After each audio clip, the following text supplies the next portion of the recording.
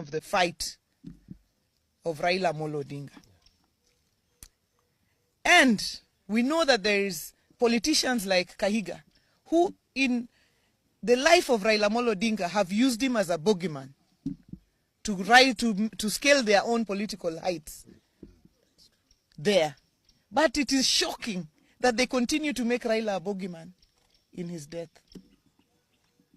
And what I know is that Kahiga does not speak for himself. Kahiga is the spokesperson of Rigathi Gachagua.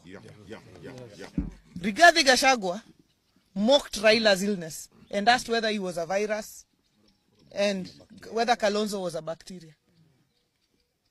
To date, Rigathi Gachagua is yet to mourn Raila Odinga. Raila Odinga, who braved political tensions to go and mourn his brother, the late Nderitu Gachagua. And therefore, we note now that anyone who associates with Gachagua and his ilk, like Kahiga, cannot be our friend. The line is drawn.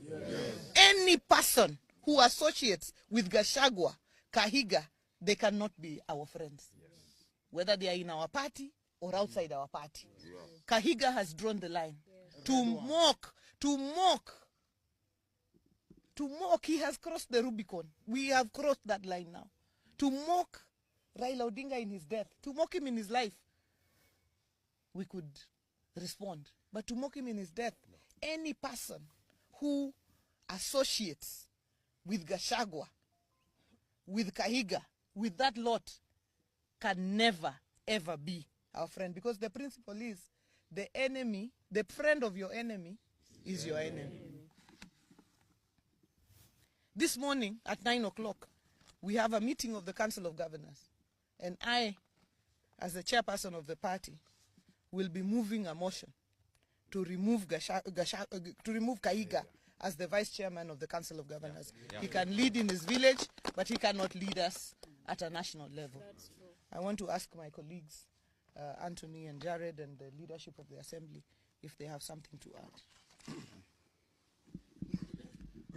Ladies and gentlemen, we are shocked beyond words by the reckless statements as advanced by Kahiga. We all know that he revels in death because he's a beneficiary of death. Without the death of Dr. Gakuru, Kahiga would be nobody and would be nothing. So anything touching on death, he seems to take great pleasure out of. But as a community, we just want to remind him, because his memory is so short, that we have been out of government since time immemorial. But we've always been here. The only government that has given us full recognition is this of President William Samoei Ruto. And as my chair has ably said, the line has been drawn. We will not seek any friendship with Gachagua and his surrogates, because again, we are privy to a meeting that was held yesterday between Gachagua, Kahiga, and some of their ilk that came up with the deliberations to have that statement made as it was. As a community, we have absolutely no problem with our Kikuyu brothers and sisters. We marry them, we work with them, we associate with them. We've got friends all across the Mount Kenya region.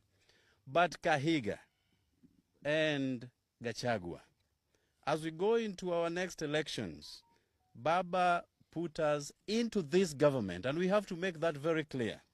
And this government, we shall stay. Anybody harboring any ambition of approaching us, time is long gone. We are not ready for any further association, any further negotiation, but with this government. Thank you. Thank you very much. I also want to join my friends in condemning the words of Governor Kahiga as primitive and uncalled for. You will recall that Gachagua, and I agree with our governor here when he says that the owner of this dog, and permit me for using that word, is Rigathi Gachagua himself. So we must place this filth at the doorsteps of Honorable Rigathi Gachagua. You will recall that Honorable Rigathi Gachagua during the time that he was deputy president, made it his sole purpose to pursue Raila Odinga, saying that he would encircle State House and make sure that Raila does not step into State House. He has continued to pursue Raila in his death. This we will not accept. We will not accept this because Governor Rigathi Gachagua himself was a beneficiary. The Constitution